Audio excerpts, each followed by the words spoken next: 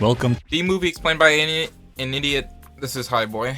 to B movie. That starts with a hater body shaming a B's outstanding physique, and Barry B. Benson getting ready for his B graduation, where B's in this movie use honey for everything from food to lotion to lube, and have human-like infrastructure like buildings, roads, and cars, and he goes reckless driving to pick up his friend Adam for the graduation. He's like, I can't believe we're finally graduating, and Barry's like, yeah, I can't believe we had 3 days of grade school, 3 days of high school, 3 days of college, and 1 day I took off to go hitchhiking around the hive. Hold on a sec. B's live anywhere between 30 to 60 days, which means, pessimistically speaking, over a third of this guy's life is already over. Just saying. They get to their graduation and celebrate for like 2 seconds, then immediately get briefed on joining the workforce, where they will choose one boring ass job in honeymaking to do for the rest of their life, which is something everyone is excited for except for Barry. Instead, it instills a sense of existential dread and like a midlife crisis into him. He talks to Adam about this after orientation, but he ain't worried, citing that there's nothing wrong with working for the rest of your life. And Yeah, that's not, brother.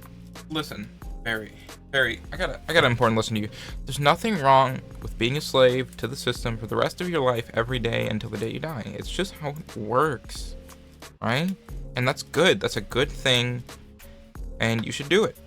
that they're bees, they're the most perfectly functioning society on Earth. And Barry's like, Did you ever think that maybe things work a little too well around here? that is one of the most entitled rich person living a cushy perfect life thing I've ever heard. I get that he feels purposeless and just another cog in the machine, but all I'm saying is there's less spoiled ways to say I don't want to live a boring life or whatever. They see the pollen jocks coming back into the hive. They're the ones that collect the nectar to make honey and spread pollen from flower to flower, so they're always covered in it. And also they're like the fucking cool guys of the hive and shit, you know, everybody wants to be them. Like Barry, he wishes to be like them, but he can't because The pollen jocks are females. you have to be bred to be a pollen jock. So some of the pollen lands on the I just thought you should know that. They're all females. boys, and it's like a status symbol, right? Having pollen on you is awesome. Chicks dig it. So they use this pollen to go flirt with their cousins. So they understand that they're covered in flower right now. Doesn't matter. They pretend to be pollen jocks to smooth talk with the girls. Then some of the real pollen jocks come over to mess with them and dare Barry to come along with them tomorrow if he's so macho, and he considers it. And then next day, him and Adam go to pick out a job, and the recruiter there's like, a couple newbies, huh? And Adam's like, you got it. And waits for enough bees to die in the position he wants so he can get his preferred job. The line couple newbies, huh? Just so annoying because in a society where you work the same job till you fucking die, who else will be coming here other than new recruits, you fat fuck knuckle? Other than that, the whole dying of bee workers and freeing up of positions really fast is further proof that they know that their lives are short and that they die really fast in this movie. It's canon. It's a canon event, okay? Just keep that in mind for later. Moving on. I know why he's saying this. It's because this movie goes on for like in story like months or years. Barry sneaks away and goes to take up the pollen jocks on their offer, signs a waiver that allows him to fly with them, and I hope there's a silent X somewhere in Barry B. Benson that allows him to sign his name with only an X. Anyway, they start their flappers and fly out the fucking hive through a tree into the sky, and he finds out that he is in the city of piss, New York City, specifically Central Park. They fly through it and find some flowers, land there, and suck up the nectar with their nectar slurpers, pollinate some other flowers by hand, and then get attracted to moving flowers, aka tennis balls, but they are too stupid to know what they are. Go down there like, wow, what are these? They smell so nice, so fuzzy, so grabby. Fuck you, you can't tell me you have honey swimming pools, cars, know what hiking is, and are aware of what frisbees are, but you don't know what tennis balls are. Fuck you. Whatever. Barry lands on one, gets stuck to it, and Lady picks it up and is unaware of his existence on it and plays a point of tennis. Listen, sometimes there are things when you're building a society that you don't, get to, like tennis. Like the useless fucking sport of tennis. With her boyfriend. They exchange a couple hits and Barry says, That's no hate on tennis players. Why are you playing tennis? Or golf for that matter. Why are you playing golf? Stop it. is alive somehow through all of it. Then the boyfriend whiffs her out the fucking park and the ball lands in the grill of a moving car. Barry gets sucked into the fucking engine into He should be dead. then floats out of a fucking exhaust leak and flies through the AC vents into the cabin, where the family inside freaks out and tries to kill him, while the dad panics on the road driving 185 kilometers an hour. What the fuck? Anyway, they crack the sunroof open, Barry escapes, and he tries to make it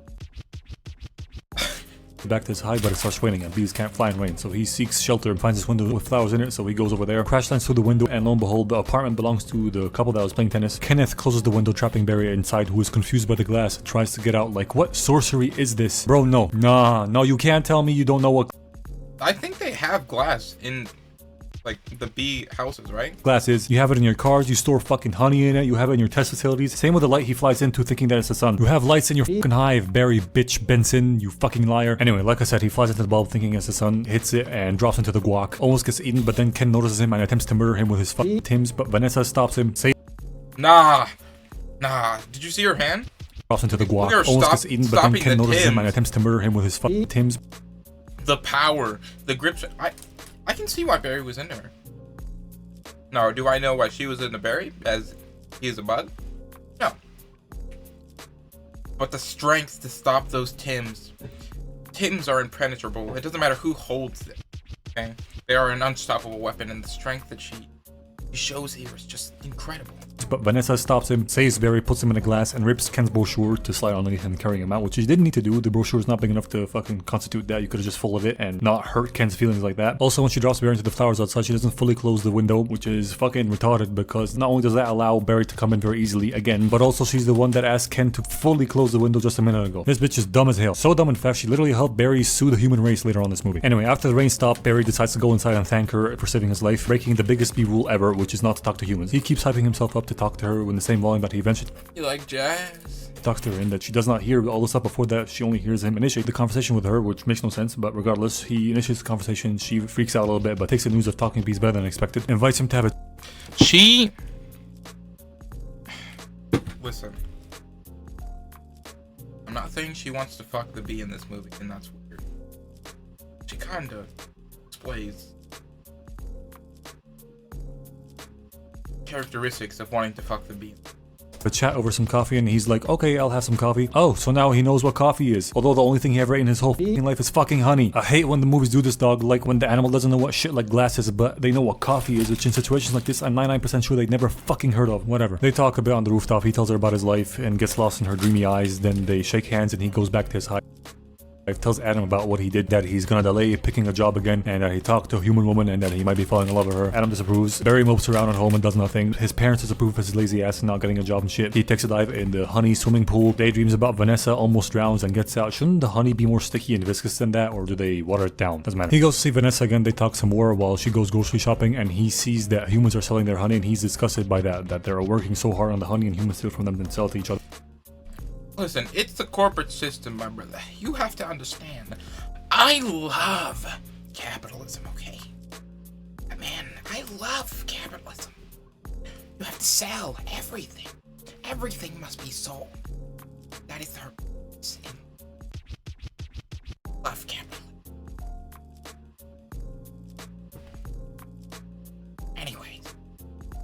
Profit off their work and shit. There is no way in hell he's the first bee to find this out, but whatever. He's losing his shit and Vanessa's like, chill home. He's like, no bitch, and decides to get to the bottom of this and interrogates the guy who delivers the honey about who his supplier is, and the guy's pretty chill about the discovery of talking bees as well. Points him to the bee supply truck that is driving away. He catches up to it and I feel like multiple people, when hearing him talk, should have went literally insane. up on its windshield with lots of other bugs. The driver operates the fucking wipers, launches him and Chris Rock Skeeto into the horn above, like Chris Rock Skeeto is a crazy statement, but also perfect casting for this on the mosquito. roof of the car that is somehow undisturbed by all the oncoming air, allowing them to have a full-on conversation on the road trip. I don't know if this is fucking possible. Maybe it's aerodynamically shaped to not let any air inside, although I fucking doubt it, but whatever. Chris gets onto an ambulance or blood donation truck. Barry continues on his journey and arrives at a bee farm, witnesses the atrocities that happened there, which to him must be like bee farm concentration camps. Although I think I read somewhere when I was 10 that smoking them out doesn't really hurt the bees, but that was a long time ago and I don't fucking know what I'm talking about. So he watches the Oh, let's look it up.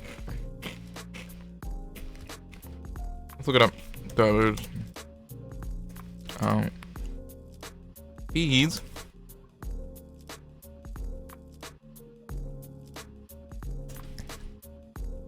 This doesn't harm bees. It just interferes with their sense of smell, so that they don't react to alarm pheromones. Ah, so it doesn't hurt them. It just makes them not be able to smell as well. Okay. beekeeper smoke out a bunch of bees, then lands and is unaffected by the smoke right after they just got smoked out. He asks them if they're okay or not and why the hell they don't leave. They tell him that they're fine, that the effect doesn't last that long, and they had to move here because their queen got moved here. He's like, that's not a queen, that's a man in woman's clothes, that's a drag queen. Careful now, you can get in trouble for speaking obvious facts nowadays. He then continues to see all the evil humans collecting the honey that the bees works really hard for, snaps some pictures for evidence and shows it to his family who are initially in denial, then says he's gonna hurt the humans where it really matters, their money. And he makes headlines in the bee world and human world. No, don't do that, brother. You don't know what's gonna happen when the humans hear that you're fucking with their money. They'll fucking kill you, man. You don't know.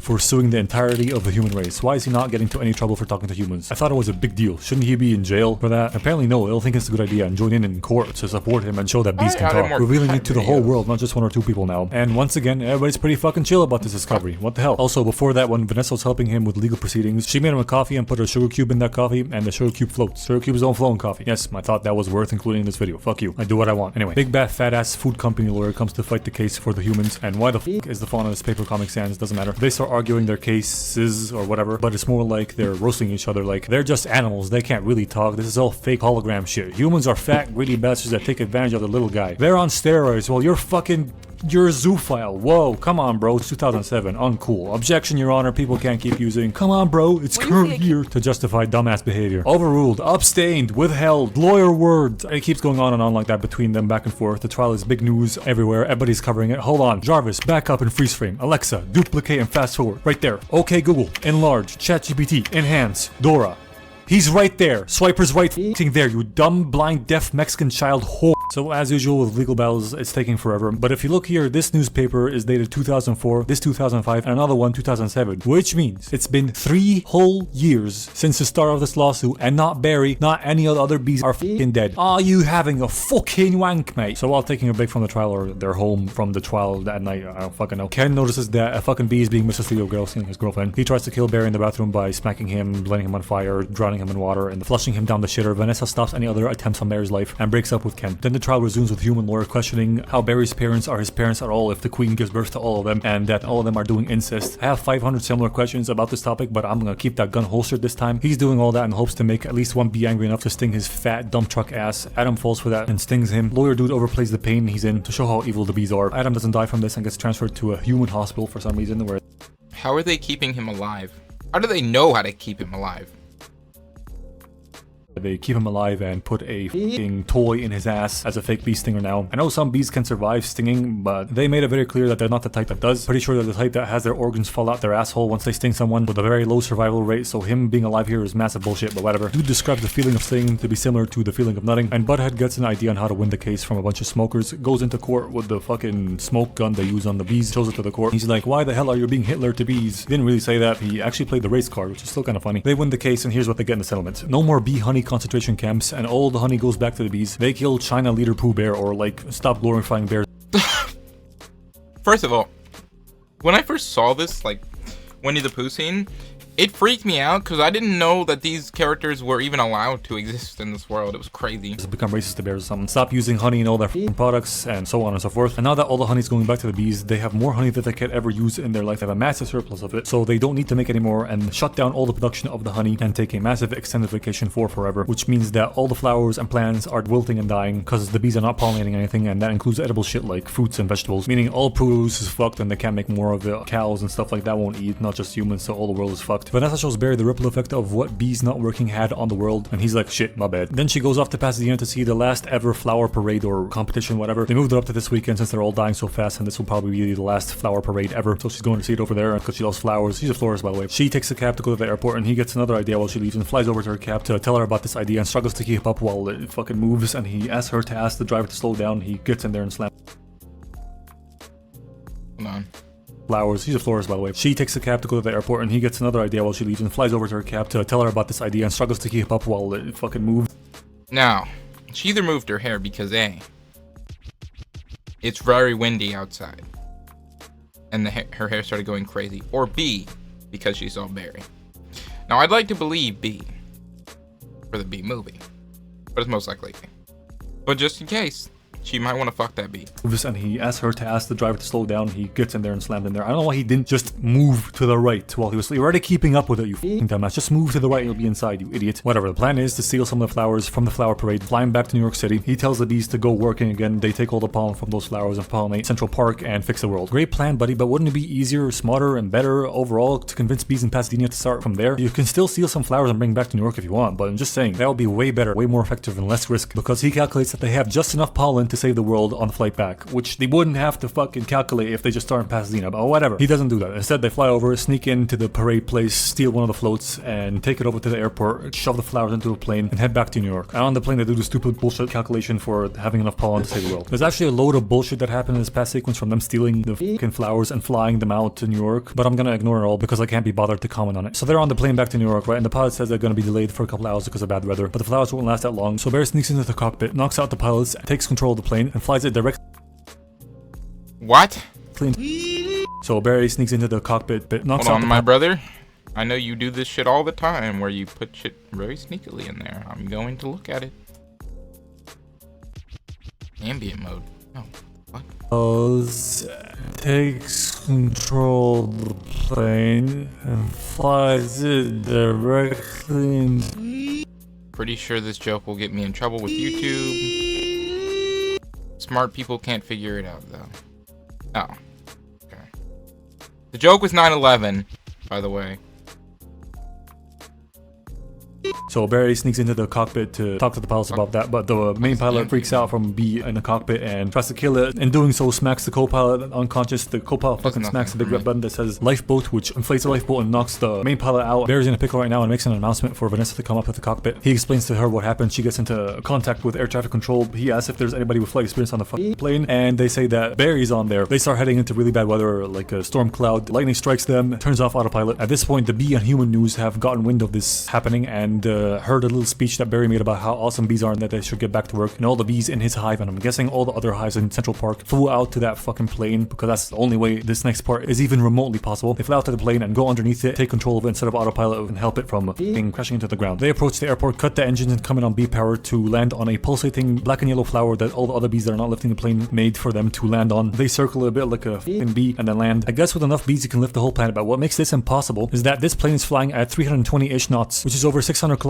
an hour, and bees can only fly at a max speed of 40 kilometers an hour. Also, I'm not a pilot or anything, but I'm pretty sure there's no big red button in the fucking cockpit that is labeled life raft like that. Also, I'm pretty sure you switch off the engines from the switch panel. Bro, you're questioning too. Listen. Don't ask questions. Doesn't matter. Okay? Because I have one question.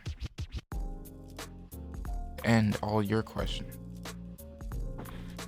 You like jazz? Up ahead, and I don't know why the fucking air traffic control didn't ask for anybody else other than a fucking bee that is on board that has flight experience and gave up immediately at Barry. Also, when all the other bees tell Barry to put it down on the blacktop, he says he can't see the runway, although he can clearly fucking see it. Also, I'm pretty sure this is not an accurate representation of what a plane radar in an air traffic control tower shows. Also, Barry keeps yelling at Vanessa to land the plane properly, although she is no longer in any fucking control at all, and he knows that full well because he asked her to cut the engines and go in on bee power. Fucking moron. I know I'm overthinking a fucking kids movie where bees sued the human race, but I can't fucking help it, okay? Now let's end this bitch. They land, drop out the flowers. Barry makes another speech about how awesome bees are and how they should get back to work, and earns himself a position as a pollen jock. Everyone, get back to work. Also, Barry's got to be a female, I'm guessing. Listen. Pollen jocks, they're all girls. Okay? And if Barry gets to be a pollen, let's say the main character of this movie is not going to be the only one in the bees. The bees pick up pollen from the flowers, pollinate Central Park. It all gets fixed instantly, which I'm pretty sure is not how fast that works. Barry revives all Vanessa's flowers in her shop with his ray gun. All the bees get back to work. The humans return to profiting off of their fucking free labor, I guess. Barry opens a part-time law firm in Vanessa's shop to help other animals sue the human race. Didn't that fucker learn anything from his previous legal escapade? That fucking idiot. Plus, how the fuck is he still alive? Doesn't matter. Ken also cries because he's continually getting cucked by a fucking insect. This movie gets 5 Cinnabons out of 5 million. Also, getting cucked by a bug has to be the worst thing. Like, it's like, oh, I got cucked by a normal human being. I never got cucked. Well, okay, here's the level. I've never been cucked. I got cheated on. I got cucked. I got cucked by someone I know. I got cucked by someone close to me. And then way below that is I got cucked by a bug. A talking bug. At that point, I just kill my... No, 872,000 donuts. that'll be video.